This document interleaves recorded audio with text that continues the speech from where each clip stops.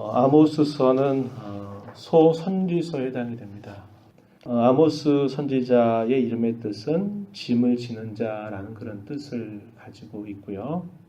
이 사람은 유다 출신의 사람입니다. 그리고 농부 역할을 했던, 어떻게 보면 아주 평범한 사람이었는데 하나님이 이 아모스를 불러가지고 당시에 유다를 향해서 말씀을 선포하는 게 아니라 당시 북쪽 이스라엘 나라를 향해서 메시지를 선포하도록 부름받은 그런 선지자였습니다.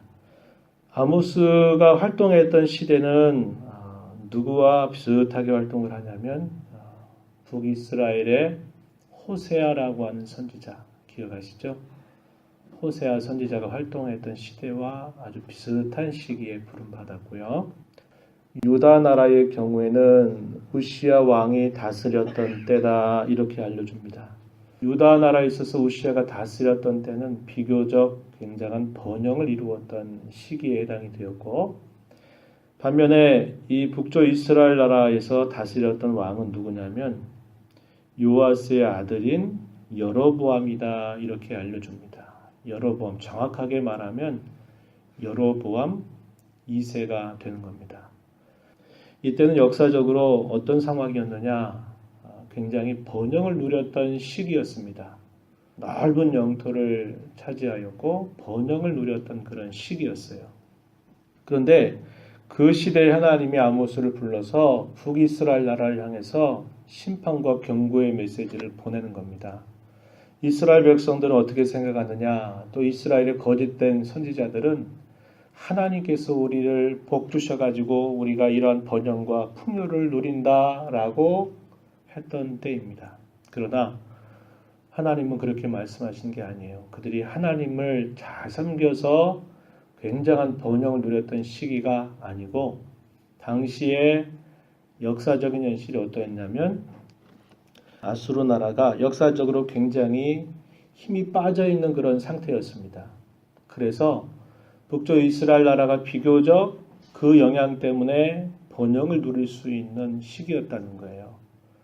다시 말하면 그들이 하나님을 잘 섬겨서 하나님이 주신 축복 가운데 번영하고 부요를 누린 게 아니고, 역사적인 현실 자체가 그들로 하여금 어떤 번영을 누리게 한 겁니다. 하나님과 상관없는 번영이에요.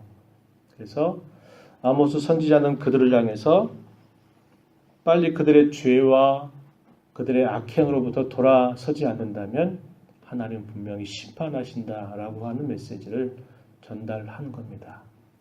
당시 이스라엘 백성들이 들을 때는 어떻게 들렸을까요? 우리가 이렇게 하나님께 번영을 누리고 있는데 무슨 이상한 소리를 저렇게 이야기하느냐라고 이렇게 생각을 했을 것입니다. 그런데 이렇게 아모스가 이러한 메시지를 선포하고 나서 불과 한 세대, 30여 년 이런 정도의 시간이 지나면서 북쪽 이스라엘 나라는 급격하게 아수르 나라에 의해서 멸망을 당하게 됩니다.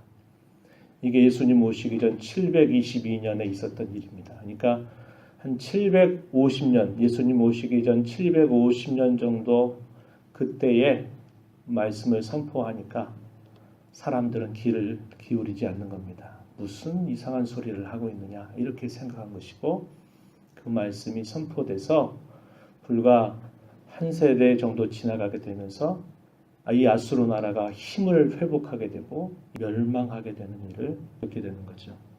그래서 잠시 잠깐의 누리는 번영에 불과했다라고 하는 것을 우리가 볼 수 있는 것입니다. 그러한 시대에 메시지를 선포하고 있다. 이런 내용을 살펴보면서 이 말씀을 읽어가게 될 것이에요. 오늘 우리가 읽은 이 말씀의 내용은 3절로부터 마지막 절에는 이스라엘 나라 주변에 대개 7개의 주변 국가들이 있습니다. 처음에 다메섹에서부터 시작해서 다메섹, 블레셋, 두로, 에돔, 암몬 1장에서는 5나라에 대한 하나님의 심판 경고의 메시지를 전하게 되는데요. 이 5나라로부터 시작을 해서 이스라엘 나라를 중심으로 해서 멀리 떨어져 있는 주변 나라로부터 마치 이렇게 나선형처럼 이렇게 더 가까이 이렇게 휘감아 오면서 마침내 결국 타겟이 어디를 향하냐면 이스라엘 나라의 그 범죄에 대한 하나님의 경고 메시지가 전달되고 있는 것을 우리가 확인할 수 있습니다. 그래서 지리적으로 가장 멀찍이 있는 이 다메섹에서부터 그들의 죄악에 대해서 하나님이 분명하게 심판하실 메시지를 전달하게 돼요. 자, 먼저 한번 보시면 3절 가서 한번 보시죠. 3절 가서 보면 여호와께서 이와 같이 말씀하시되 다메섹의 서너 가지 죄로 말미암아 내가 그 벌을 돌이키지 아니할 것이다. 이런 패턴이 계속적으로 반복이 됩니다. 또 6절 가서 보면 역시 동일한 그런 형식을 따르고 있는데요. 가사가 등장하죠. 9절 가서 보면 두로가 등장합니다. 똑같은 형식의 그 나라만 달라요. 또 11절 가서 보면 에돔이라고 하는 것, 그 다음에 13절 가서 보면 암몬에 대해서 이렇게 이야기하고 있다는 것을 볼 수 있는데요. 이 다메섹은 당시에 아람 나라, 이스라엘 나라와 끊임없이 이렇게 긴장 관계를 가졌던 그 아람 나라의 수도가 이 다메섹입니다. 다메섹의 서너 가지 죄로 인해서 여호와께서 그 벌을 돌이키지 아니할 것이다 이렇게 표현하는데 서너 가지 죄라고 하는 이 말은 그들에게 있어서 대표적인 범죄를 그 범죄 사건을 지적하는 표현입니다. 말 그대로 세 가지, 네 가지 정도만 잘못했다 그런 게 아니라 그들이 하나님 앞에서 행하는 악행에 대표적으로 그렇게 표현하는 겁니다. 이 말 속에는 그들의 악행이 하나님의 심판을 이제 부추길 만큼 그들의 악행이 그렇게 하나님 앞에 컸다라는 것을 표현하는 그런 말입니다. 이 다메섹 나라에 대해서는 3절에서 왜 하나님이 그들을 향해서 벌을 내리시겠다고 얘기하시느냐. 그들이 철 타작기로 타작을 하듯이 길르앗을 압박하였다. 이스라엘에 속해 있는 그런 경우죠. 이스라엘은 아무리 그들이 범죄한다 하더라도 하나님의 택하신 백성 안에 있는 자들입니다. 하나님의 백성을 괴롭히는데 굉장히 처참하게 그들을 향해서 압박하고 괴롭혔던 것을 하나님이 그들의 죄로 지적하시게 되어 그래서 그 벌을 돌이키지 아니하실 것이다 이야기하면서 베나닷의 궁궐들을 살을 것이다. 다메섹 그리고 아벤 골짜기 벳 에덴 이러한 것을 하나님이 다 심판하실 것이다. 아람 백성이 사로잡혀 기르에 이르게 될 것이다. 이렇게 이야기하고 있습니다. 6절로 8절에서는 블레셋 나라입니다. 블레셋은 역시 잘 아시는 것처럼 해변 쪽에 위치했던 나라로 이스라엘 나라를 끊임없이 괴롭혔던 그런 나라죠. 이 나라에 대한 심판을 역시 이야기하는데 그 대표적인 것을 소개하기를 6절에 보면 그들이 모든 사로잡은 자를 끌어서 에돔에 넘겼다. 하나님의 백성들을 사로잡아서 에돔에다가 그들을 넘겼다. 이렇게 이야기하고 있습니다. 그래서 이 블레셋의 대표적인 도시 가사 그리고 아스돗, 아스글론, 에그론 이 블레셋에 남아있는 자가 멸망하게 될 것이다. 이 블레셋 나라에 대한 심판이 이렇게 선언되고 있고요. 두로의 경우는 9절 말씀에 보면 그들이 그 형제의 계약을 기억하지 아니했다. 형제의 계약이라는 것은 이스라엘 나라와 세웠던 그 계획을 깨뜨리고 사로잡았던 자들을 에돔에 넘긴 것에 대해서 지적하고 있습니다. 에돔 나라에 대해서는 11절 가서 보면 그가 칼로 그 형제가 이스라엘 백성들을 말합니다. 그 형제를 쫓아가면서 긍휼을 버렸고 항상 맹렬히 화를 내며 분을 끝없이 품었다라는 것을 하나님 심판의 이유로 제시해 주죠. 암몬의 경우는 그들이 자기의 지경을 넓히기 위해서 길르앗의 아이벤 여인의 배를 갈랐다. 사람으로서 하지 말아야 할 만큼 그렇게 참혹한 악을 행했던 부분에 대해서 이야기합니다. 에돔이나 암몬 같은 경우는 이스라엘의 주변에 있으면서 그들 이스라엘 나라와 어떤 관계였어요? 형제 국가입니다. 형제 국가. 그들과 굉장히 가까운 그런 나라임에도 불구하고 이 에돔과 암몬 같은 경우에도 끊임없이 하나님의 백성들을 괴롭히는 일들을 했어요. 그래서 하나님이 이들에 대하여서도 그 심판을 선언하고 있는 것을 우리가 볼 수 있게 됩니다.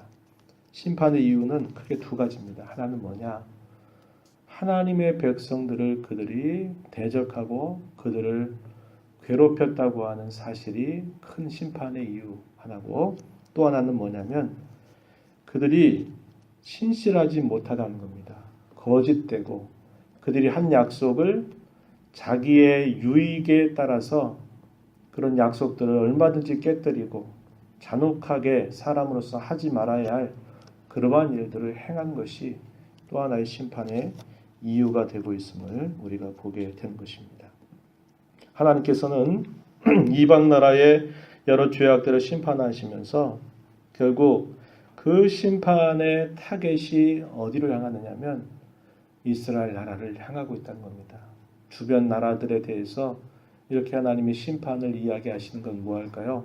하나님의 백성들로 하여금 정신 차려라, 깨달아라 하는 것을 일깨워 주기 위해서 그렇게 하신다는 거예요. 그러한 일들 속에서 돌이켜야 될 것이 무엇이고 회복되어야 될 것이 무엇인가를 잘 깨달아 아는 것이 그것이 굉장히 중요한 일이 된다는 겁니다. 우리 주변에 일어나고 있는 많은 여러 일과 사건들, 또 여러 어려움들, 때로는 여러 보이는 심판과 같은 그러한 일들이 있을 때마다 그걸 통해서 우리 자신의 모습을 언제나 돌아보는 그런 자세를 갖는 것이 오늘을 살아가는 저와 여러분 모두가 항상 깨어서 살펴보아야 될 그런 신앙의 자세임을 보게 되고요. 하나님과의 올바른 관계를 떠나서 내 삶에 어떤 어려움이 없다, 괜찮다, 평안하다라는 것은 잠시 잠깐일 뿐이다 하는 것을 우리는 기억해야 되고, 우리의 모든 것은 하나님과의 올바른 관계를 통해서만, 그게 정말 하나님이 주신 복인지 아니면 그것이 우리에게 징계의 수단이 될 수 있을런지 그것이 결정된다는 것을 기억하면서 우리는 항상 우리를 부르신 하나님과의 인격적 관계, 올바른 관계를 점검하면서 살아가는 자세를 배워야 됩니다. 이 하루를 살아가면서도 더 하나님과 가까이 하는 삶, 동행하는 삶을 살아가면서 언제나 우리의 삶이 기회인 줄 알고 잘못된 것을 언제나 돌이키는, 그래서 하나님과 언제나 가까이 하는 삶을 살아가게 되기를 진심으로 바랍니다. 하나님 아버지 감사드립니다. 또 저희들에게 새로운 날을 허락하시고 하나님의 말씀을 통해서 오늘 우리의 현실을 살아가고 있는 매일매일의 삶을 하나님 말씀을 비추어서 잘 바라볼 수 있는 그런 안목을 배워가도록 인도하여 주시옵소서.